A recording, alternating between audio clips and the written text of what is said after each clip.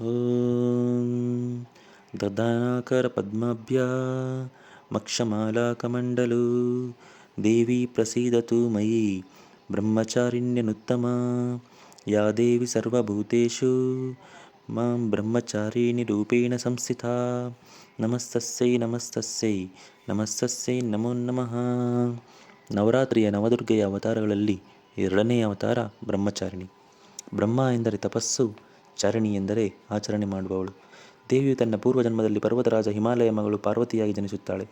ಶಿವನನ್ನು ಮತ್ತೆ ಪತಿಯಾಗಿ ಪಡೆಯಲು ಆಸೆಯಿಂದ ತಪಸ್ಸನ್ನು ಪ್ರಾರಂಭಿಸುತ್ತಾಳೆ. ದೇವಿಯು ನಾರದರ ಸಲಹೆಯಂತೆ ಶಿವನನ್ನು ಒಲಿಸಲು ಹಲವಾರು ವರ್ಷಗಳ ಕಾಲ, ಅಂದರೆ ಸುಮಾರು 5,000 ವರ್ಷಗಳವರೆಗೆ ಕಠಿಣ ತಪಸ್ಸು ಮಾಡುತ್ತಾಳೆ. ತಪಸ್ವಿ ಭಾಗವಾಗಿ ಹಣ್ಣು ಎಲೆಗಳನ್ನು ತಿಂದು ಜೀವಿಸುತ್ತಾಳೆ. ನಂತರ ಆಹಾರವನ್ನು ತ್ಯಜಿಸಿ ಒಣಗಿದ ಬಿಲ್ಪತ್ರೆಗಳನ್ನು ಸೇವಿಸಿ ತಪಸ್ಸು ಮುಂದುವರಿಸುತ್ತಾಳೆ. ಇಂತಹ ಕಠಿಣ ತಪಸ್ಸು ಮಾಡಿ ಶಿವನನ್ನು ತನ್ನ ಪತಿಯಾಗಿ ಹೊಂದಿದಳು. ಬ್ರಹ್ಮಚಾರಿಣಿಯು ಕಾಣಿಸಿಕೊಳ್ಳುವುದು ಬ್ರಹ್ಮಚಾರಿಣಿ ದೇವಿ ಬಿಳಿ ಬಟ್ಟೆಗಳು ಧರಿಸಿರುತ್ತಾಳೆ. ಅವರ ಬಲಗೈಯಲ್ಲಿ ಜಪಮಾಲೆ ಅಂದರೆ ರುದ್ರಾಕ್ಷಿ ಮಾಲೆ ಮತ್ತು ಎಡಗೈಯಲ್ಲಿ ಕಮಂಡಲಿರುತ್ತದೆ.